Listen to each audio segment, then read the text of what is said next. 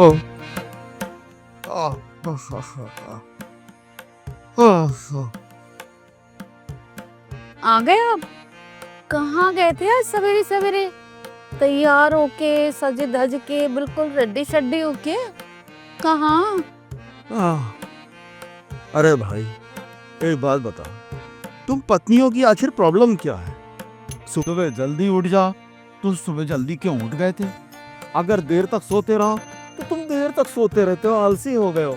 अरे हम मर्द आखिर करें भी तो क्या करें? अरे तुम उसको छोड़ो, पहले मुझे ये बताओ, कहीं तुम पड़ोसन को ताड़ने तो नहीं कहते?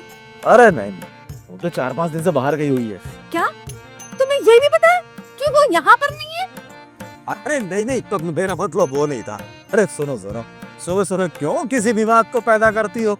अरे चाय वाय को पूछ लो, चाय वाय पिलाओगी कि नहीं? हाँ, उसी के लिए तो ढूंढ रही थी तुम्हें। चाय बना के रखी है, तुम गायब थे। कब से ढूंढ रही हूँ। चाय पिलाओगी भी या खाली बातों से पेट भरोगी? लाती हूँ।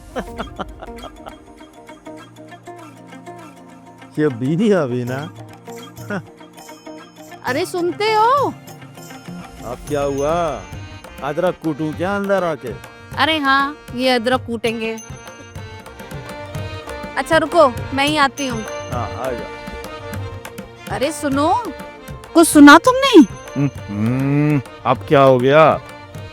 अरे न्यूज़ देखी कि नहीं तुमने? अरे यार, मैं दिन भर का थका मांदा रात में लौट के आता हूँ, मैं सो जाता हूँ।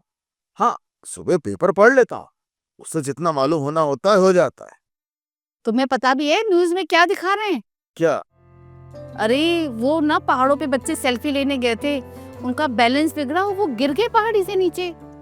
So sad. ये आजकल हो क्या रहा है? कोई बच्चे जा रहे हैं, डैम के दरवाजे खुल रहे हैं, वो उसमें बह रहे हैं। कभी कोई बच्चियां सेल्फी ले रही हैं, मगरमच्छ खींच के ले जा रहा है। कभी कोई पहाड़ों पे जा रहा है तो वहां उनका बैलेंस बिगड़ रहा है वगैरह। ये प्रशासन कर क्या रहा है? हाथ पे हाथ धरे बैठा हुआ है। प्रशासन? अरे अब इसमें प्रशासन क्या करेगा? अरे प्रशासन नहीं करेगा तो और कौन करेगा? ये जिम्मेदारी तो प्रशासन की ही है ना। अरे भाभी जी, सुबह सुबह क्या प्रवचन दे रही है? भाई साहब को नाश्ता वाश्ता दिया कि नहीं आपने? ये आप ही की कमी थी। बस आ गए मिलने आपसे आज। एक बार बताइए, और अड़ोसी और पड़ोसी दोनों साथ साथ? अरे सुबह सुबह से इतनी आवाजें आ रही थी तो मैंने भी सोचा कि चल के जाके देखूं आखिर हो क्या रहा है। अरे बताइए भाई साहब, क्या हुआ? अरे हमसे क्या पूछ रहे हैं, अपने भरजाई से पूछ लो। बताइए बताइए। अरे भैया क्या बताएं, अब हमने न्यूज़ सुनी अभी कुछ दिन पहले टीवी पे।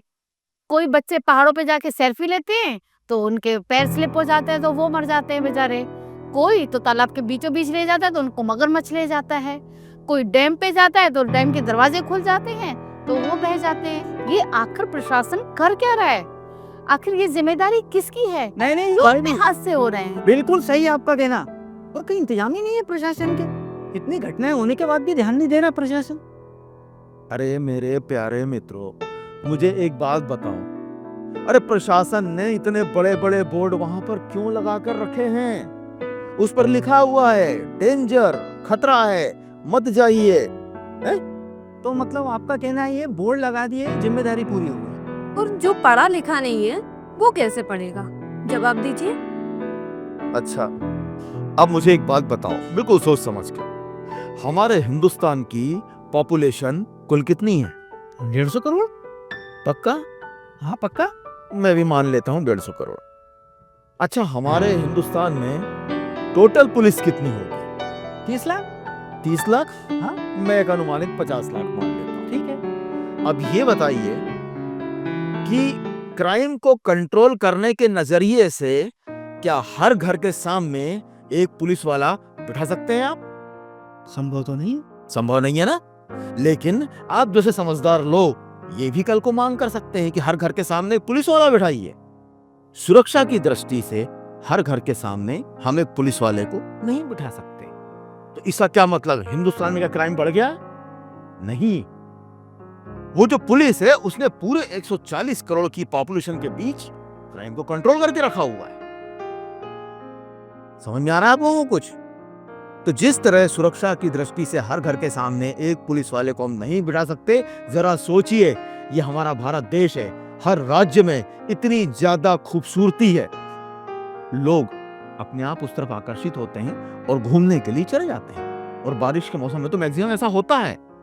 लेकिन जो लोग घूमने जाते हैं, अब जरा सोचकर आप बताइए कि वो कहाँ घूमने जा रहे हैं।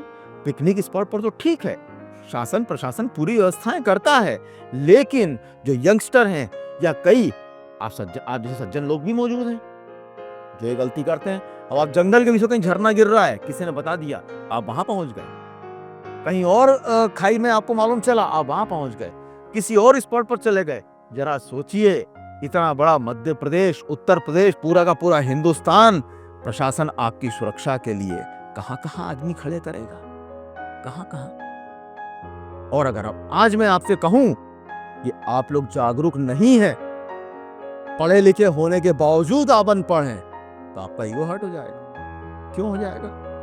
और अगर आप लोग पढ़े लिखे हैं तो ऐसी करतूतें करते वक्त आपकी समझदारी कहां जाती है? तब क्यों आप समझदारी का परिचय नहीं देते कि नहीं, हमें वहां नहीं जाना चाहिए, हम फिसल सकते हैं, गिर सकते हैं, हमारी मौत हो सकती है, हमें झरने में नहीं जाना है, हमें ऐसे तालाब के पास खड़े को फोटो नहीं खींचना है जहां मगरमच्छ है। क्या लोग बताते नहीं है आसपास के? सब बताते हैं, लेकिन सुनने का टाइम है।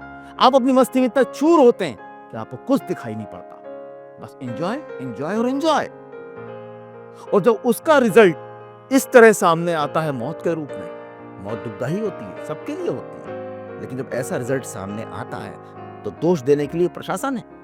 क्या प्रशासन ने कहा जाकर आप ऐसा काम कीजिए? और अगर नहीं तो आपकी जागरूकता कहां गई थी भाई साहब? क्यों कर रहे थे ऐसी उल्टी समझदारियां काम? खुद को जगाइए पहले।